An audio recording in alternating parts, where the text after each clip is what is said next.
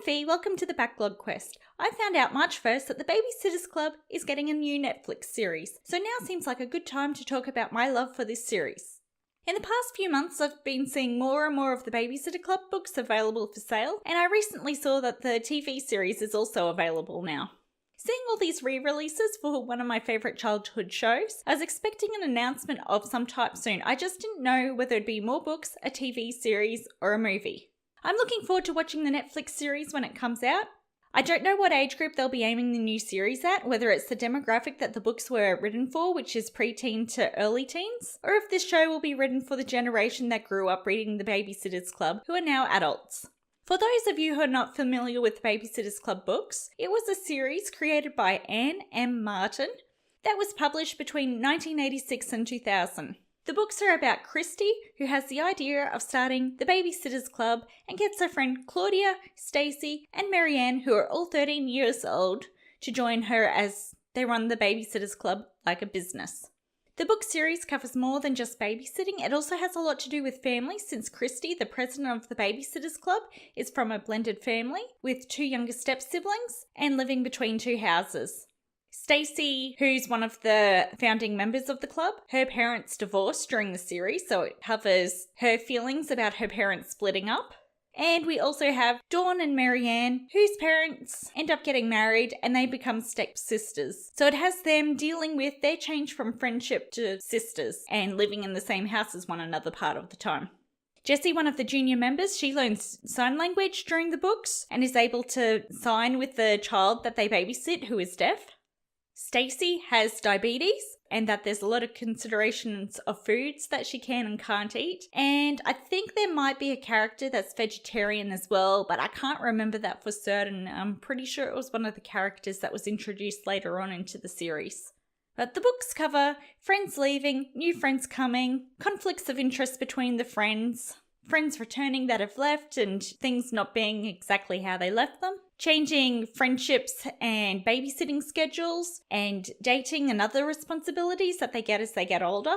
This was a series that I just loved, and there were so many books that I found that I could just read over and over again when I was growing up. My favourite book was book number 9, The Ghost at Dawn's House, which is one of the books I don't actually own. I used to borrow it out from the library whenever I'd read all the Babysitters Club books that they already had at the time. I love that she had a secret passage in the house and that there wasn't actually a ghost, but they thought there was a ghost, and eventually they find a logical reason for the ghost in her house that she thinks is there. The most read book that I actually owned was Mystery Number 4, Christy and the Missing Child.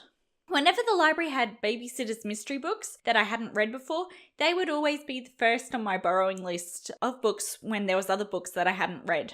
For a few years in a row, I ended up with the Babysitter Club books as gifts for birthdays and Christmas, and I read these books over and over again. These were the books that my mum used to read me before I could read properly, and I'd read to her out loud while I was still learning how to read. And they were amongst the first books that I would read myself, by myself, before bed each night. I didn't like it when I got the Babysitter's Little Sister books, which were about Christy's youngest stepsister, Karen. I never found these books as enjoyable, and I thought that Karen was a spoiled, entitled little brat. I don't know if that's actually the case. It's been a long time since I looked at these books. But I remember when occasionally there was no new Babysitter Club books that I hadn't read before, I'd occasionally get the Babysitter's Little Sister books out and try to read them again, hoping I'd enjoy them, and I never did. Most of the Babysitter Club books I have are gifts. I purchased a few of them from Scholastic Book Club.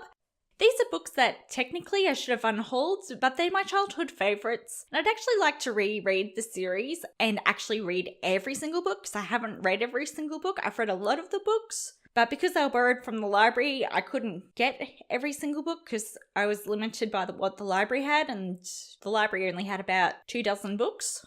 But with the books getting re-released, it looks like that it is something that will be possible for me to do in the future.